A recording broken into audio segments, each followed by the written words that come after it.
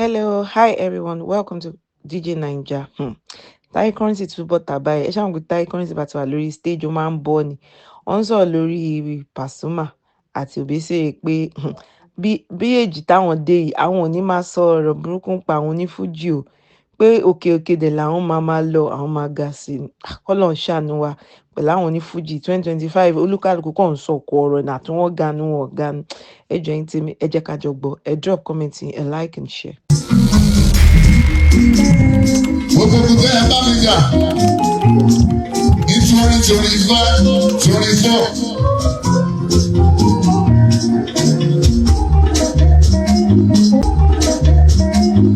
Bí káṣubú ní 24 yìí. Bẹ́ẹ̀ kẹ́nu mọ̀ wá tó lórí ọ̀. Táwọn ọmọ wọn ta fẹsẹ̀ lé bẹ́ẹ̀ ganu. Ẹ̀gàdù sẹ́wà yìí, ọ̀rọ̀ tí ó tó mọ́. Ṣùgbọ́n síbẹ̀, kọ́rẹ́sì ó ga sí ni.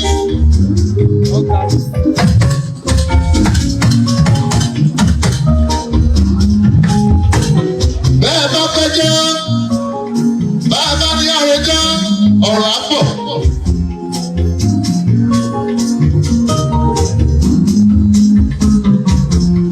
Ṣùgbọ́n gbogbo ní fújì tó ń bẹ ní Nàìjíríà mo kí ẹ ṣe.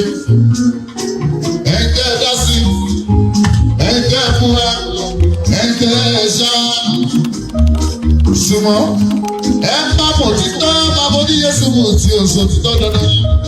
Máìkì nǹkan tó lágbára ni. Àmọ́ra wa àkọ́dé nígbà ọ̀rẹ́ sí.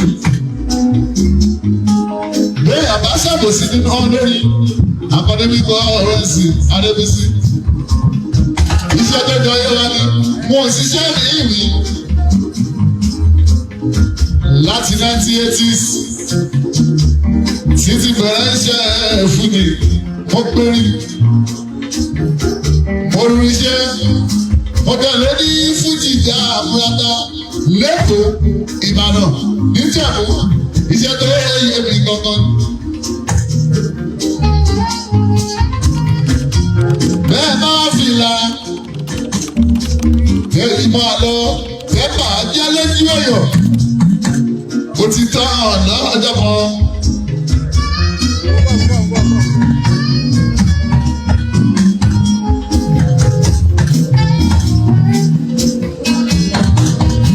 Òtítọ́ dẹ́rí orí ló máa ń parọ́ pápó ní Yéṣu tó bá ti dánwọ́. Òtítọ́ borí ọ̀rọ̀ gbogbo bá ṣe bí àpàdébíkọ ọ̀rọ̀ sí ibi ìdábàdọ̀rọ̀ ni. Ẹ̀yọ́ ní fújì ìdàpọ̀ ti dán.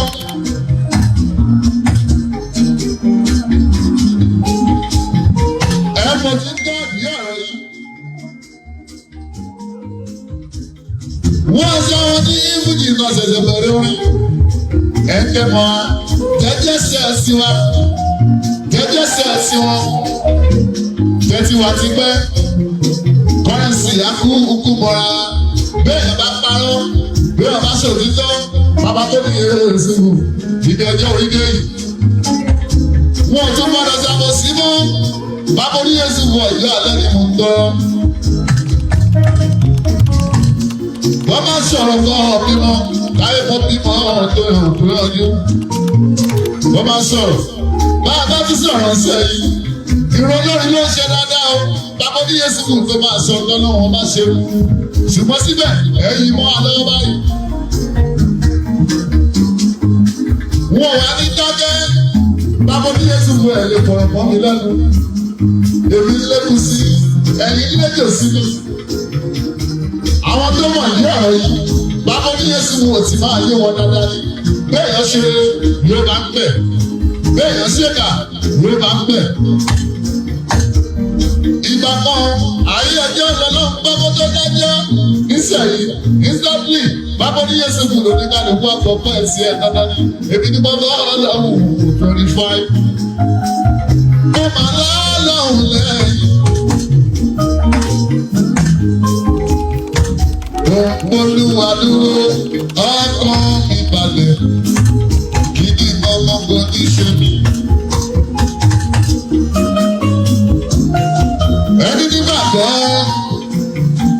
arére gbogbo àtijọba adáde owó ènìyàn jẹ́ àtúndà sẹ́sùn òkè bàbá ṣe ń bọ́ fún mi.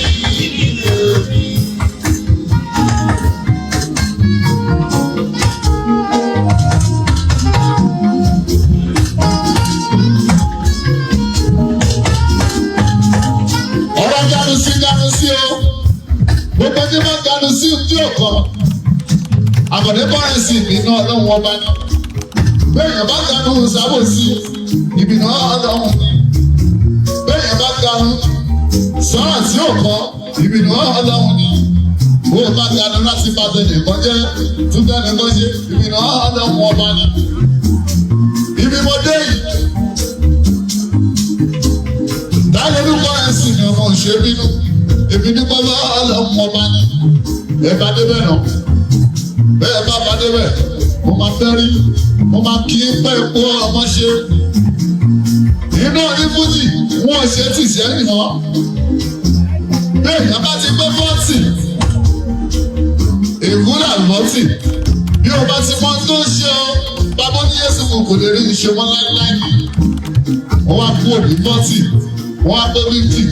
Ẹni máa bá yín parọ́. Wọ́n sì ní ìdí àbòsí bàbá tó ní Yéṣu. Ó dá sí inú ọmọ sọ ni. Ó ní mọ́tò tó dìjà yìí. Ó yẹ gbogbo ní fújì. Bàbá ní Yéṣu kò sí bá parọ́ dandan ni. Tó bá ṣe pọ̀ tí dájú mo sọ àpọ̀dé bí kò rẹ̀ sí. Ó kù yìí kọ́ ọlọ́run ọba.